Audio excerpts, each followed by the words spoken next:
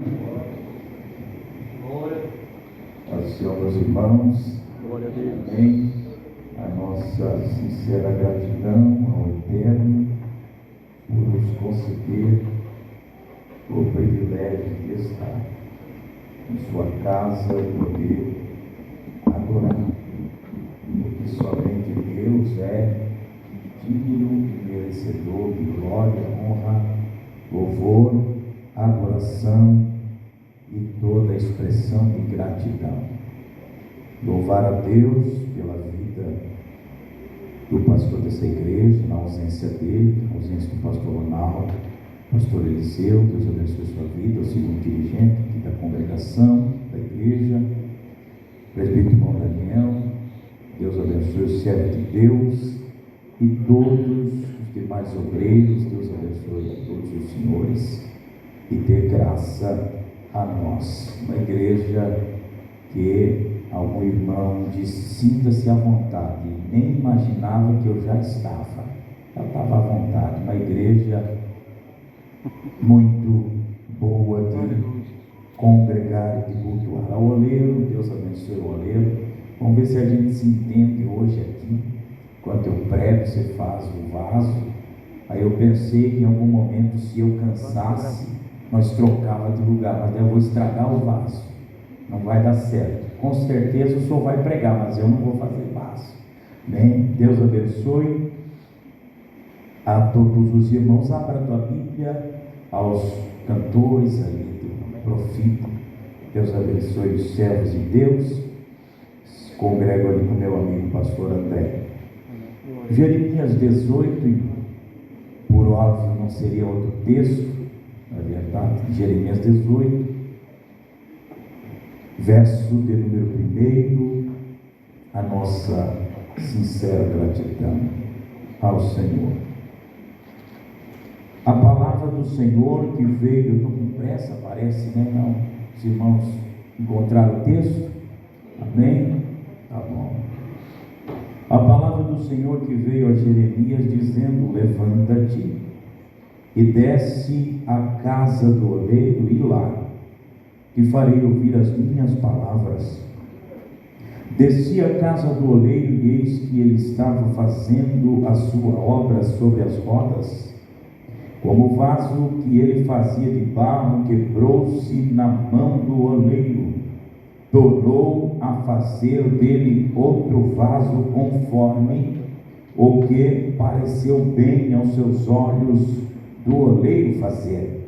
Então veio a mim a palavra do Senhor, dizendo: não poderei eu fazer de vós como fez esse oleiro, ó casa de Israel? Diz o Senhor: eis que como barro na mão do oleiro, assim sois vós na minha mão, ó casa de Israel. Amém? Sente-se adorando a Deus e glorificando ao Senhor Jesus Cristo. Se é costume da igreja, fundo musical enquanto a pregação, se for costume e me autorizarem, o tecladista, deve ser, tá, profeta, me ajuda. Se é costume da igreja, com toda a verdade, com toda a humildade, eu peço ao pastor. Eu não prego nada, irmão, sem fundo musical, pior ainda. Então ele dá uma equilibrada, tá bom? Nós vimos que temos um tecladista abençoado aqui. Meus amados, esse é um dos textos mais exauridos, ou muito exaurido, da Bíblia Sagrada, no que diz respeito ao capítulo 18 de Jeremias. E por mais que se estude, leia, procure, não se encontra mais nada que seja novo. E isso frustra alguns de nós que somos acostumados ou que sempre desejamos algo novo, uma novidade. Aí Paulo disse que eu não me canso de vos falar as mesmas coisas. Então a pregação não precisa de novidade. As mesmas coisas que já ouvimos ao longo de muitos anos ainda faz o seu efeito. Jeremias, ele profetiza num tempo de transição da nação de Israel, quando por volta do ano 590, 620, se dá o seu ministério, e o seu ministério acontece num tempo em que o país é tomado por Nabucodonosor, acontece toda aquela devastação que conhecemos, o povo é levado cativo, a cidade destruída, o templo destruído, e Jeremias é quem profetizou algum tempo antes, dizendo aos reis: vai acontecer desse jeito, e porque a palavra era de juízo, os reis não aceitavam, ou o rei não aceitou, e isso levou Jeremias a muitas prisões, isso levou Jeremias a muitos castigos, isso levou Jeremias até a ser jogado em um poço, e o texto diz que era um poço que estava cheio de lama. Então Jeremias profetiza nessa época, nesse tempo, e quando o capítulo 18 nós vemos que Deus chama a Jeremias, e eu não consigo ver Jeremias em momento algum em zona de conforto ou tempo de paz e de tranquilidade, mas num desses tempos Deus chama a Jeremias, e eu acho tão lindo como Deus fala, e quando Deus fala, e Deus fala a Jeremias nesse texto, dizendo: levanta-te e desce. Uma das primeiras coisas que vemos aqui é que sempre que Deus vai falar com o homem, Ele requer que esse esteja de pé. É necessário que haja uma mudança de postura ou de posição. Observe que quando Deus fala em Ezequiel 2 com Ezequiel, Ele diz: filho do homem, põe-te em pé e eu falarei contigo. Amém? Para Jeremias Deus diz: levanta-te para descer. Descer na Bíblia sempre tem a ideia de humilhação. Então Deus diz: se levanta e desce à casa do oleiro. Na casa do oleiro ele vai ter uma experiência poderosa. Na casa do oleiro ele vai ver coisas que só depois ele vai entender. Não entendi, pregador? Tem coisas que Deus faz na minha e na tua vida que no primeiro momento não entendemos, vamos entender depois. Ele obedece porque todo profeta, entre alguns aspectos de todo profeta, primeiro, ele é movido pelo Espírito de Deus. Segundo, ele é obediente à voz de Deus. Terceiro, ele vai onde Deus manda, porque Jeremias no capítulo 1, nos primeiros versículos, ele disse: eu sou só uma criança, eu não sei falar. E Deus diz para ele: não digas que és uma criança, porque aonde eu te mandar você ir, você vai, e o que eu te mandar falar, você vai falar. Então o profeta é movido por Deus, obedece à voz de Deus e faz o que Deus manda. Então o profeta se levanta e desce na olaria, desce na casa do oleiro, e Deus disse: e lá te farei ouvir as minhas palavras. Eu desci à casa do oleiro, e eis que ele estava fazendo a sua obra sobre as rodas. Oh glória! Ele chega e ele vê atividade na olaria.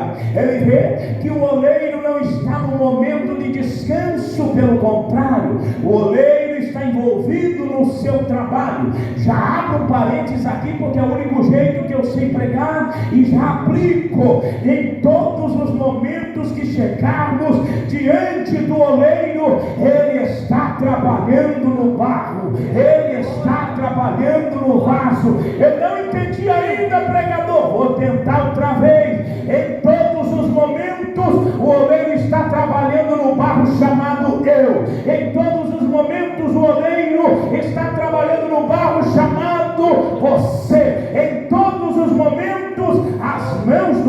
se você não der glória, eu vou para casa. Em todos os momentos, a mão do oleiro está amassando o barro. Eu estou sentindo graça. Em todos os momentos, a mão do oleiro está te amassando, está te moldando, fazendo você ficar na postura, ou no lugar, ou da maneira que Ele quer. Mas todos pensam que o trabalho do oleiro começa em cima da roda, como é o caso do nosso amigo aqui.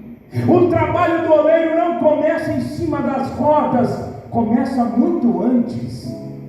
O oleiro vai, pastor Eliseu, em lugares que ninguém gostaria de ir, para buscar a argila para fazer o vaso. A argila nem sempre está exposta, geralmente está profunda. Há alguns entulhos que estão sobre ela. Enquanto eu vou pregando, você vai imaginando a cena. Geralmente ela está num lugar sujo, geralmente ela está num lugar inapropriado, mas é lá que ele vai. O oleiro desce as profundezas e lá ele arranca a argila que lhe é útil. Lá vai outra aplicação. Se você nasceu num lar cristão, sempre serviu a Deus e nunca se desviou, glória a Deus pela tua vida. Mas na maioria, Deus teve que descer nos lugares mais sujos, nos lugares mais sombrios, nos lugares mais inóspitos e nos arrancar. Como diz o Salmo 40, me tirou de um lamaçal de pecado, de um charco de lodo. Para quem pensa que o trabalho do oleiro começa nas rodas, não. Começa indo buscar o barro num lugar sujo de imundície. Assim somos nós. E batemos no peito e achamos que o vaso é grande coisa, quando esquecemos da onde foi tirado o barro para fazer esse vaso. Lá vai, do jeito que eu recebi. Não há quem possa se vangloriar, empinar o nariz e dizer: eu sou um vaso melhor, eu sou um vaso mais caro, eu sou um vaso mais bonito, eu sou um vaso mais atraente, sendo que a matéria-prima é a mesma. Vaso pequeno, vaso grande, vaso feio, vaso bonito, todos de barro. E a matéria-prima não muda. A matéria-prima é a mesma. Agora ajuda esse pregador. Olhe para alguém do lado e diga assim: a mesma matéria-prima que Deus te formou é a minha. Não, fale para ele, irmão, fale. Diga: a mesma matéria-prima que Deus lhe formou é a tua. Pode mudar alguma coisa, alguns adornos. Quem sabe um vaso que tenha cobertura, eu não tenho, mas a matéria-prima é a mesma. Então o oleiro começa o seu trabalho indo aonde? Buscar o barro. Amém ou não? Olha que vaso com cabelo bonito lá de cobertura. Eu não tenho, mas a matéria-prima é a mesma. Ele desce em lugares que ninguém iria. Irmão, eu fiz um monte de anotação, você não tem noção quanto eu estudei, anotei, mas se foi o esboço, lá vai, só no que vai recebendo. Amém. Ele vai e busca aonde ninguém iria. E não é assim conosco. Deus nos tirou de um lugar feio e nos colocou agora vaso, mas da onde Deus nos tirou? Se passar o microfone para alguém, vai dizer: Deus me tirou de trás da cela de uma prisão. Deus me tirou de trás da boca de fumo. Deus me tirou da sarjeta, pregador, que eu vivia com a cara cheia de cachaça.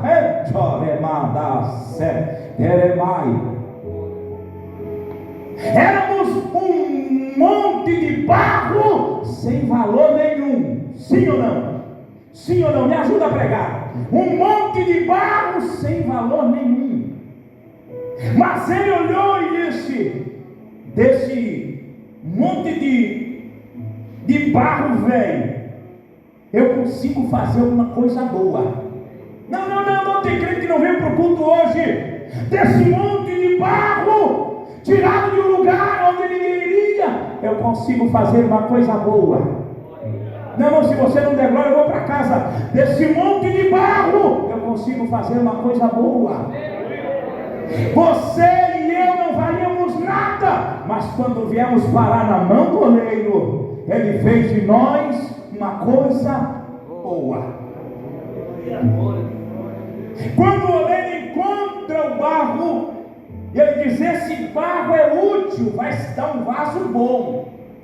Então ele traz para a olaria, e nesse processo tem o processo da purificação do barro. Não é nem vaso, é só barro ainda, mas tem que purificar, tem que limpar. Aí o oleiro vai de uma maneira minuciosa, olha para mim, catando os cisquinhos. No Rio Grande do Sul a gente diz o cisco. Vai catando o cisquinho, a sujeira, e tirando do meio do barro. É um processo que nós temos que passar. Já observou quando alguém vem para a igreja, veio lá do mundão, tem um processo que geralmente, meu Jesus, do jeito que eu recebi, eu entregar. Que muitas vezes a própria igreja não está pronta para lidar com aquele barro que foi trazido do mundo. Deus está limpando, está tirando as imperfeições, está tirando as sujeiras, está tirando os ciscos do meio do barro, mas muitos não aceitam esse processo. Questionamento, eita, que coisa tremenda, profecia. Questionamentos e dedos apontados, mas diz Deus na boca do gaúcho: eu estou trabalhando, eu estou purificando, eu estou transformando, eu estou trabalhando no barro. Não questione o meu jeito de trabalhar. Quando o barro vem do mundo, vem cheio de sujeira, vem cheio de mania, vem cheio de costume, e tem que passar por esse processo, pastor Eliseu. Aí Deus vai lá, o oleiro vai, tira as imperfeições, limpa a argila, trata ela. Aí nessa ideia desse processo técnico, nós temos uma ideia espiritual. Ao entrarmos na oficina, na olaria de Deus, trazemos em nós muitas imperfeições, muita sujeira, que são o quê? Mágoa, trauma, velhos hábitos. E Deus inicia um processo, e esse processo é doloroso, porque nesse processo, para encontrar as imperfeições, ele tem que amassar o barro. Olha lá. E na maioria das vezes o oleiro não tem dó do barro, ele amassa e amassa com força. Assim somos nós quando estamos na mão dele, e não cabe questionamentos. Ele está amassando, está doendo, mas vai te limpar, está doendo, mas vai te purificar. Não vou pregar até que alguém te levante a mão de glória. Está doendo, mas é um processo de purificação. Glória a Deus, aleluia, glória. Esse processo de limpeza e de purificação. Aqui, outro processo para quem pensa que o vaso ou o barro começa a ser moldado em cima das rodas e é tudo que o oleiro faz. Não é. Depois desse estágio de purificação, de limpeza do barro, aí alguém pensa: agora o oleiro vai trabalhar nele. Vai não. Ele vai ficar em repouso. Porque primeiro Deus traz, depois Deus limpa, e depois Deus te deixa repousando. Glória a Deus, aleluia. É o tempo da espera, é o tempo de ficar aguardando. Então ele fica em repouso, em espera. É um processo. O barro limpo passa semanas no escuro para ganhar plasticidade, depois é espalhado no chão. Isso aqui é demais para a minha vida, Jesus. O barro fica no escuro num processo de espera, de cura. Ele está sendo obrigado a extrair tudo aquilo que é bom dele. Aí quando passa esse processo, ele é colocado no chão e pisado. Ninguém quer ser pisado, mas o único que nós aceitamos que nos pise é o oleiro, porque é um processo. Quem sabe eu prego aqui nessa noite para alguém que sente as dores do amassar de Deus, aleluia, mas vem aqui nessa noite na unção profética dizer ao teu coração, mesmo que esteja dolorosa, mesmo que esteja doloroso, é o processo, suporta, aguenta. Pegue na mão de alguém do lado aí, me ajuda a pregar, seja profeta para essa pessoa e diga: está chorando, é o processo que Deus está trabalhando com você. Está doendo, é o processo que Deus está trabalhando com você. Está difícil, mas fica tranquilo. Passando todos os processos, é jogado no chão, amassado com os pés. E essa ação, ou essa etapa, ela é usada para retirar todas as bolhas de ar oculta. Parece que está pronto, mas na verdade, se apertar, tem alguma coisa escondida ainda. Não, irmão, tem crente que não está entendendo isso aqui. Na minha ótica, eu poderia dizer: pode botar a pregar, pode botar a cantar, pode botar a liderar, mas se apertar mais um pouquinho, tem alguma coisa oculta que ainda precisa ser tratada. Ele aperta, ele amassa até o que está oculto ser revelado. O isolamento, o pisoteio representa os desertos da vida e as pressões que esmagam o nosso eu. As bolhas de ar representam o orgulho, a hipocrisia, a vaidade, coisas que parecem preencher, mas são vazias. Quem está comigo, diga amém. Outro